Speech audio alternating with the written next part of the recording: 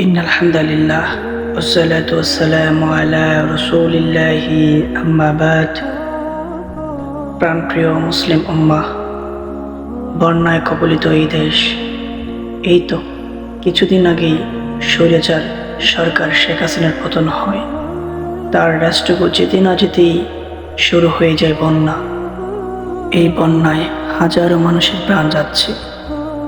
কেউ তো এমনও বলছে, ভাই আমার পেটে 9 মাসের বাচ্চা, আমাকে বাঁচাও, আমাকে বাঁচাও।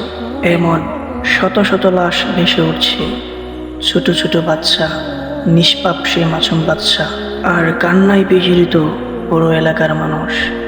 হায় একই হলো আমাদের, হায় একই হলো আমাদের।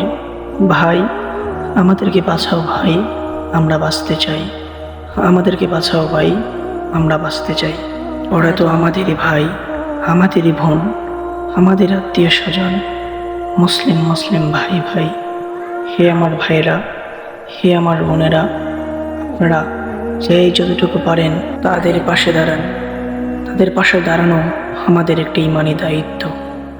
হাদিসে বর্ণিত আছে, নবী করিম সাল্লাল্লাহু আলাইহি সাল্লাম বলেন, যে ব্যক্তি জীবিত এবং অভাবগ্রস্ত, ক্ষতিগ্রস্ত, ঋণগ্রস্ত, তার পাশে দাঁড়াও, এতে অনেক সওয়াব আছে।